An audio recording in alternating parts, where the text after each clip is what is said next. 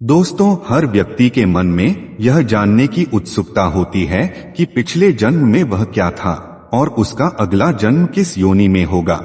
पुराने समय में ऋषि मुनि तपस्या करके ऐसी सिद्धियां हासिल कर लेते थे जिससे वह अपने भूत और भविष्य को देख लेते थे। दोस्तों, ऐसा कर पाना हमारे और आपके लिए संभव तो नहीं है, लेकिन हिंदू धर्म शास्त्रों में ऐसे संकेत मिलते हैं जिससे आप अपने अगले जन्म के बारे में जान सकते हैं।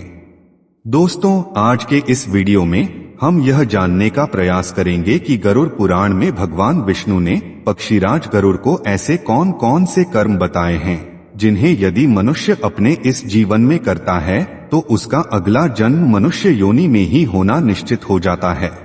इसके साथ ही आप यह भी जानेंगे कि आखिर वह कौन से पाप हैं जिन्हें करने से मनुष्य का जन्म गधे और भेड़िए जैसी योनियों में होता है। आपसे अनुरोध है कि चैनल को सब्सक्राइब कर लें और कमेंट बॉक्स में जय श्री नारायण लिखकर परमात्मा को अपना आभार व्यक्त करें।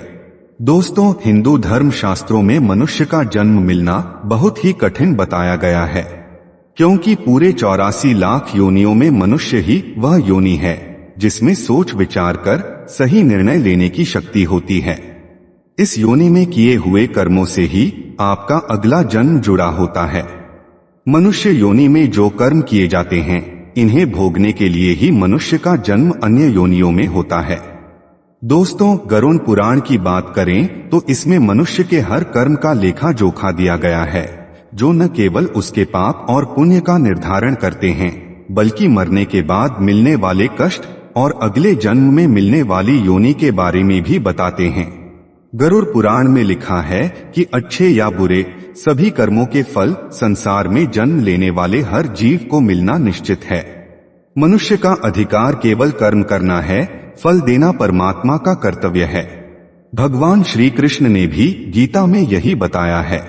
इतना ही नहीं, गरुड़ पुराण के अनुसार मनुष्य अगले जन्म में किस योनि में जन्म लेगा यह भी उसकी मृत्यु से पहले ही तय हो जाता है, और यह तय होता है मनुष्य के द्वारा उस जीवन में किए गए कर्मों के आधार पर।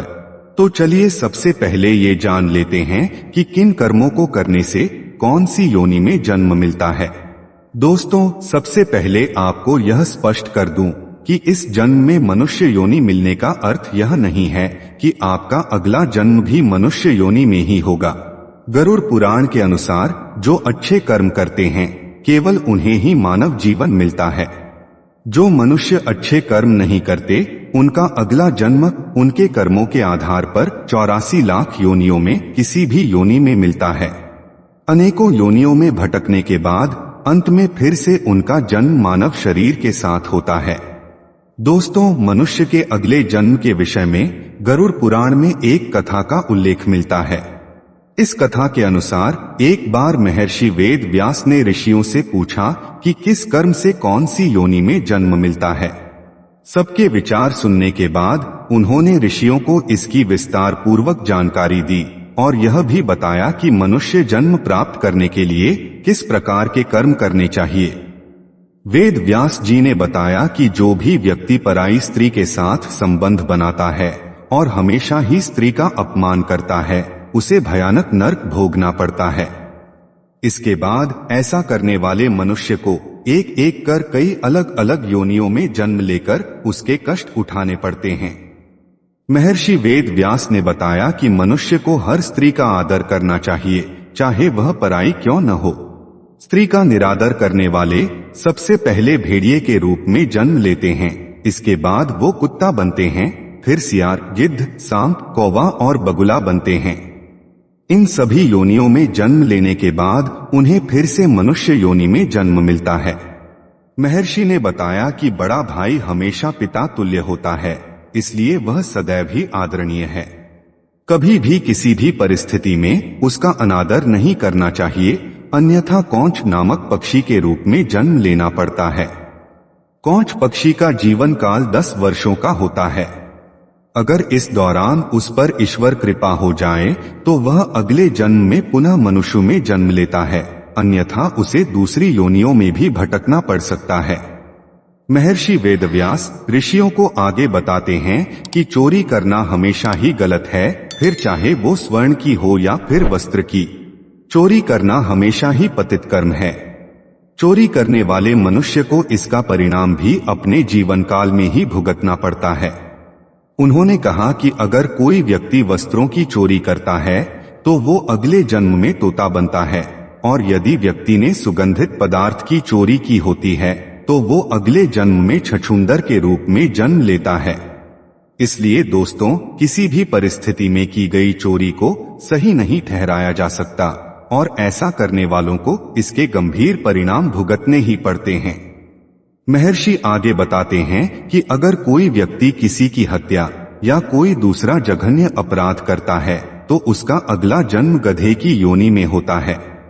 इस बीच एक ऋषि महर्षि से सवाल करते हैं कि मनुष्य योनि में जन्म लेने के लिए कौन से कर्म करने पड़ते हैं। इस पर वेद व्यास जी कहते हैं कि गरुड़ पुराण के अनुसार वैसे तो इस जीवन में किए गए कर्मों के आधार पर हजारों योनियों में जन्म लेने के बाद ही किसी को मनुष्य योनि में जन्म मिलता है, लेकिन अगर कोई मनुष्य अच्छे कर्म करे तो अगला जन्म भी उसे मनुष्य योनि में मिल सकता है। जो व्यक्ति समाज के हित के लिए कार्यशील रहता है, सदैव दूसरों की मदद करता है, पशु पक्षियों और अन्य जीवों पर दया करता है, जरूरतमंदों की सहायता करता है और बिना किसी स्वार्थ के संचित धन का उपयोग धार्मिक कार्यों के लिए करता है, ऐसे व्यक्ति का अगला जन्म भी मनुष्य योनि में होना तय है।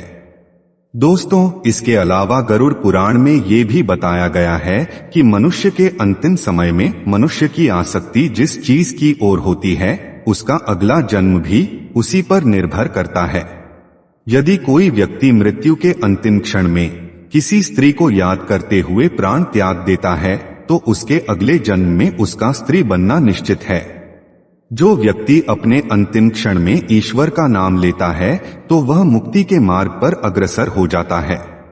इसका अर्थ यह हुआ कि मृत्यु के अंतिम क्षण में जो विचार आते हैं व्यक्ति के अगले जन्म का आधार बनते हैं।